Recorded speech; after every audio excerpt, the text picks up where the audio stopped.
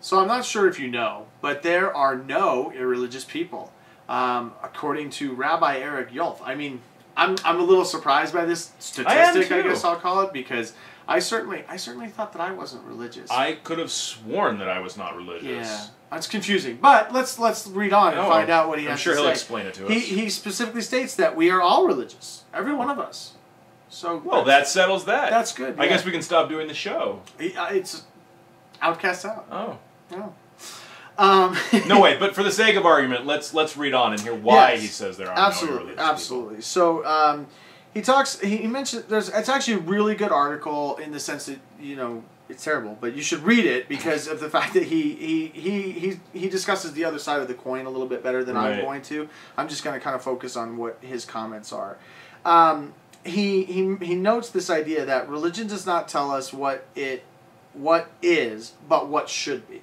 Which, well, I disagree with that. Yeah, because religion is all about absolutes. I mean, I specifically disagreeing is why I'm mentioning that line, because it's all about absolutes and this idea of that it should. It's like that's a lie. But he goes on to state that the biblical directive that it's not good that man be alone, and he says the Bible is right. We all fear loneliness. To overcome it, we seek the comforts of religious community, songs, prayers, and rituals that it provides. I thought we just suck out. I thought we sought out human company. Yeah, that's because didn't humans band together like a long time ago before religion even really existed? Because we really hadn't developed the mental capacity to have religion. You know, aren't we in fact pack animals? Well, just the fact that here we are, we don't seek out religious community in any way, shape, or form. I hate freaking songs and prayers, and especially rituals.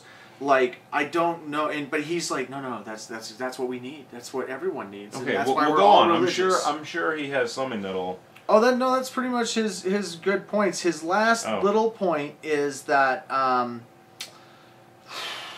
He says that I would argue, mostly without evidence, that neither I nor Professor Smith, which is the other gentleman he's opposing, possesses.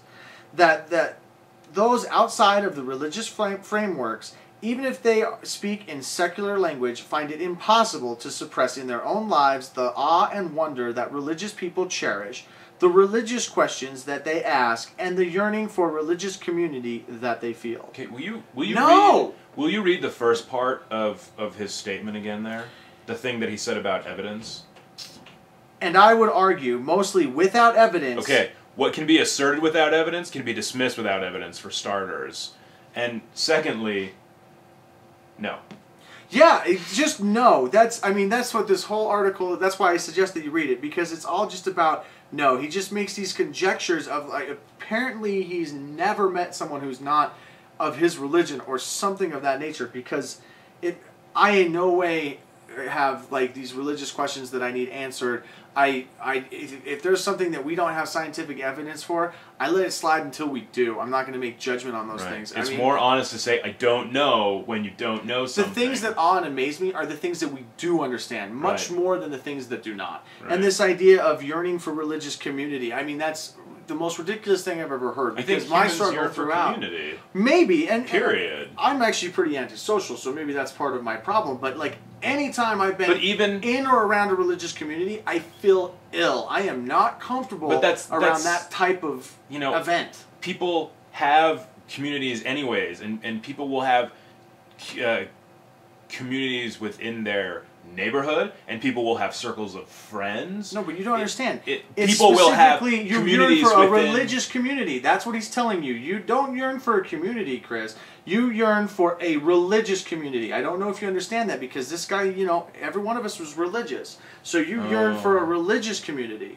not just any community. So just having like a community of people who I watch like football games with for the team I like doesn't count. Unless there's some sort of ritual that includes God with that football game, no.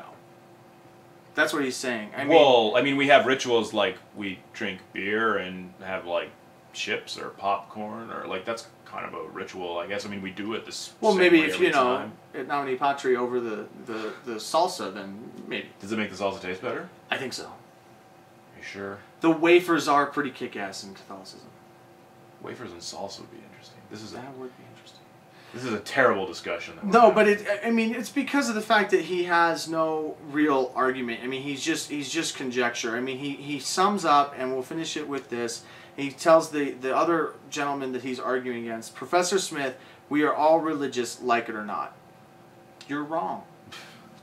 I mean, again, thanks for dealing in absolutes, and thanks for deciding how we all feel. You know, instead, I've got a better idea. How about we'll decide how we feel about it, and you can decide for yourself, and that's just how we'll do it from now on. We'll let everybody decide for themselves how they feel. I think that'll. Let's do that. Yeah. Okay.